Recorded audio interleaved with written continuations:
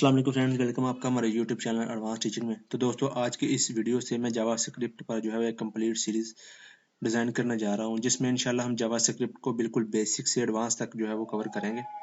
तो ये इसका फर्स्ट वीडियो है, इसमें हम जावास्क्रिप्ट का जो है वो छोटा सा इंट्रोडक्शन देखेंगे। तो फ्रेंड, ये जो जावास्क्रिप्ट हमारे पास जो प्रोग्रामिंग लैंग्वेज है, ये बहुत यूजफुल लैंग्वेज है। तकरीबन हर वेबसाइट या वेब डेवलपमेंट में इसका यूज़ किया जाता है।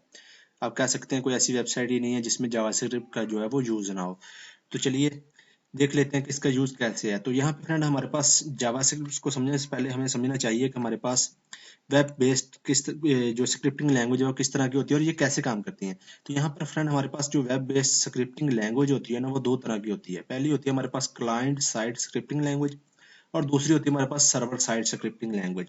अब क्लाइंट साइड स्क्रिप्टिंग लैंग्वेज कैसे वर्क करती है, देखें। हमारी वेबसाइट जो भी हम उसको लाइव सर्वर पर जब अपलोड करते हैं, तो कोई भी आता है हमारी वेबसाइट पे, वो यूआरएल बार में सर्च करता है, तो वो कहाँ पे जाती है, रिक्वेस्ट सर्वर पे जाती है।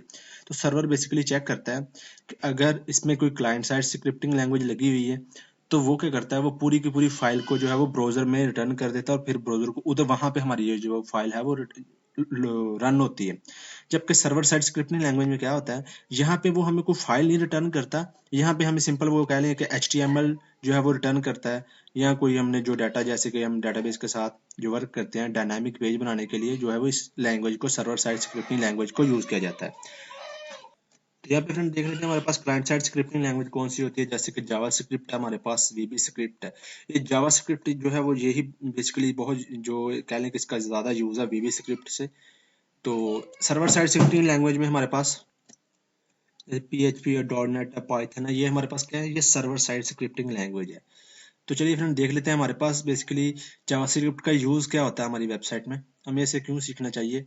तो यहाँ पर हमें इसलिए सीखनी चाहिए क्योंकि ये जावास्क्रिप्ट जो है ना, ये इवेंट बेस्ड प्रोग्रामिंग लैंग्वेज है। इवेंट बेस्ड कैसे प्रोग्रामिंग लैंग्वेज है, इवेंट क्या होते हैं, जैसे कि हमारे पास माउस के इवेंट होते हैं अलग अलग। माउस का click, double click, mouse over, mouse leave, ऐसे फोकस वगैरह, या बहुत से जो है इसके इवेंट होते हैं। ऐसे हमारे पास कीबोर्ड के इवेंट होते हैं अलग अलग, की प्रेस, की अप, की डाउन वगैरह।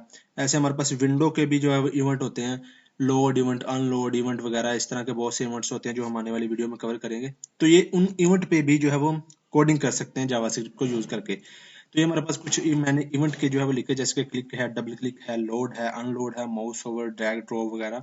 ये कुछ मैंने इवेंट जो है वो लिखे हैं।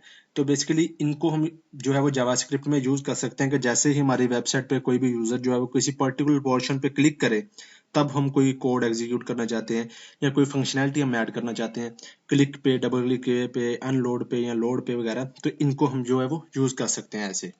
तो अब फ्रेंड हम देख लेते हैं कि हमारे पास बेनिफिट्स क्या है जावास्क्रिप्ट को सीखने के। तो जो हमारे पास बेनिफिट्स है, इसमें आप डेस्कटॉप डेवलपमेंट जो है वो सीख सकते हैं। जैसे कि डेस्कटॉप डेवलपमेंट में हमारे पास बहुत से, आप कह लें कि इसमें आगे जो फ्रेमवर्क कह लें या लैंग्वेज आती है जावास्क्रिप्ट का ही आगे जो है वो एंगुलर JS है, रिएक्ट JS है, व्यू JS है, नोड JS है। ये बहुत ही यूजफुल आज के दौर में अगर आप बात करें तो ये बहुत ही यूजफुल जो है वो लैंग्वेज है। जावास्क्रिप्ट का फ्रेमवर्क कह लें आप, angular JS, react JS, view JS, इनका बहुत ही यूज हो रहा है आज के दौर में। और नोड JS है। यहाँ पे जो हमारे पास नोड JS है ना, ये दोनों तरह से काम करती है, क्लाइंट साइड भी है और सर्वर साइड भी है। ऐसे अगर आप बात करें यहाँ पे डेस्कटॉप डेवलपमेंट की, तो इसमें हमारे पास इलेक्ट्रॉन JS है, ये कम्बिनेशन है एंगुलर JS का और नोड JS का। तो ये भी आप सीख सकते हैं। नेक्स्ट हमारे पास मोबाइल डेवलपमेंट है, जैसे कि ये को बहुत ही मतलब आजकल जो है वो पॉपुलर हो रहा है मोबाइल डेवलपमेंट। उस तरह की अगर आप मोबाइल की अगर एप्लीकेशन डेवलप करना चाह रहे हैं, तो उसमें भी इसका काफ़ी यूजफुल है। एंगुलर JS सीख सकते हैं, react native, view JS, node JS जो है वो आप सीख सकते हैं। तो यहाँ पर इसमें जो है वो आपकी जावास्क्रिप्ट की बेसिक जो है वो कवर हो जाएगा, ग्रिप जो है वो आपकी हो जाएगी। तो आप किसी भी फ्रेमवर्क को आपको सीखना जो है वो इजी हो जाएगा। आप सीख कर जो है वो इस पे अच्छा बेनिफिट्स जो है वो इससे ले सकते हैं। तो अब देख लेते हैं हमारी वेबसाइट में जावास्क्रिप्ट का बेसिकली यूज क्या है। जैसे कि इसमें आप क्या कर सकते हैं, ड्रॉप डाउन मेन्यू बना सकते हैं। आपने देखा होगा वेबसाइट पे ड्रॉप डाउन मेन्यू होते हैं, एनिमेटेड स्लाइडर्स होते हैं, पिक्चर वगैरह मूव हो रही हैं इधर उधर, मैप्स बना सकते हैं, चार्ट्स वगैरह, ग्राफ्स वगैरह लगा सकते हैं, पॉपअप विंडो, जो अचानक से जब विंडोज आप जब भी आप किसी वेबसाइट में देखा होगा, आपके सामने एक जो है वो पॉपअप विंडो ओपन हो जाती है, वो आप जो है वो बना सकते हैं। इसके video player, audio player, form validation, ये बहुत ही यूजफुल है। इसमें आप फॉर्म वैलिडेशन, जैसे कि आप जो है वो यहाँ पे भी आपको क्लियर हो रहा होगा क्लाइंट साइड स्क्रिप्टिंग लैंग्वेज में, कि फॉर्म वैलिडेशन हम इसमें ऐड करते हैं जावास्क्रिप्ट में। फॉर्म वैलिडेशन क्या होती है कि जैसे कि कोई रॉन्ग इनपुट कर रहा है, कोई भी हमने रिस्ट्रिक्शन लगा रखी है कि उसमें कोई रॉन्ग इनपुट ना कर सके, तो उधर ही हम जो है वो मैसेज दे देते हैं यूज़र को कि भाई आप रॉन्ग इनपुट कर रहे हैं। ऐसे कोई भी जो है वो हमने जो है रिस्ट्रिक्शन लगाई होती है, वो उधर ही जो है वो क्लाइंट को बेसिकली रिस्पॉन्स दे देते हैं हम कि हम आपने ये जो गलत इंटर किया है इसको सही तरह से इंटर करें। तो ये ऐसे काम करती है। ये ऐसे कह सकते हैं कि यूज़र को हैंडल करने के लिए आप उधर ही जो है वो आप क्लाइंट साइड स्क्रिप्टिंग लैंग्वेज हम जावास्क्रिप्ट को यूज़ करते हैं। कैलेंडर लगा सकते हैं, जूम के इफेक्ट्स जो है वो आप लगा सकते हैं। तो ये मैंने कुछ जो है वो इसके यूज़र लिखे हैं वेब डेवलपमेंट में। इसके अलावा भी बहुत से यूज़र हैं जो कि मैंने यहाँ पे सारे डिस्क्राइब नहीं किए। तो चलिए अब देख लेते हैं हमारे पास जावास्क्रिप्ट को सीखने के लिए सॉफ्टवेयर की क्या क्या रिक्वायरमेंट्स क्या क्या है हमारे पास। तो आपके लिए सबसे पहले एक HTML का एडिटर होना चाहिए। जैसे कि एडिटर है नोटपैड प्लस प्लस है, VS कोड है, सबलाइम है, एटम वगैरह है। आप कोई भी इनमें से एक एडिटर जो है वो डाउनलोड कर सकते हैं इंटरनेट से, ये फ्री ऑफ कॉस्ट है। नेक्स्ट आपके पास एक ब्राउज़र होना चाहिए जैसे कि Google Chrome, Firefox, internet explorer वगैरह, ETC, सफारी एज। इसके अलावा भी जो भी आप चाहें जो है वो ब्राउज़र इंटरनेट से डाउनलोड कर सकते हैं। तो ये था फ्रेंड हमारे पास जावास्क्रिप्ट का शॉर्ट सा मैंने आपको इंट्रोडक्शन दिया है।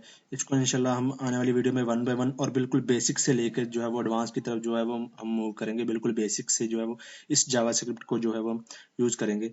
तो इस वीडियो में फ्रेंड इतना ही। आने वाली वीडियोस को देखना मत भूलना, चैनल को सब्सक्राइब करना भी मत भूलना। मिलते हैं नेक्स्ट वीडियो में। अल्लाह हाफिज़।